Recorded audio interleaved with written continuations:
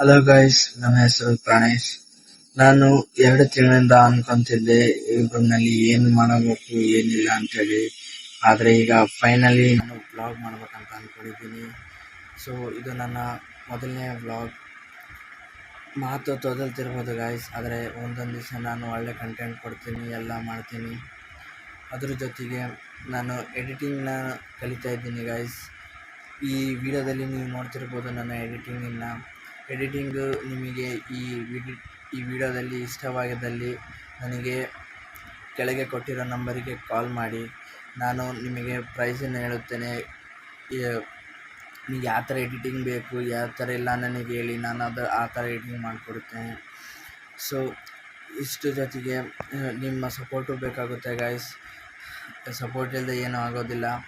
ಅದ್ರ ಜೊತೆಗೆ ನಾನು ನಿಮಗೆ ಒಳ್ಳೆ ಕಂಟೆಂಟ್ ಕೊಡ್ತಾ ಇರ್ತೀನಿ. ಸೊ ಇವತ್ತಿಗೆ ನನ್ನ ವ್ಲಾಗ್ ಮುಗಿಸ್ತಾ ಇದ್ದೀನಿ. ಸೊ ಸಿಗೋಣ ಮುಂದಿನ ವ್ಲಾಗ್ನಲ್ಲಿ. ಜೈ ಹಿಂದ್.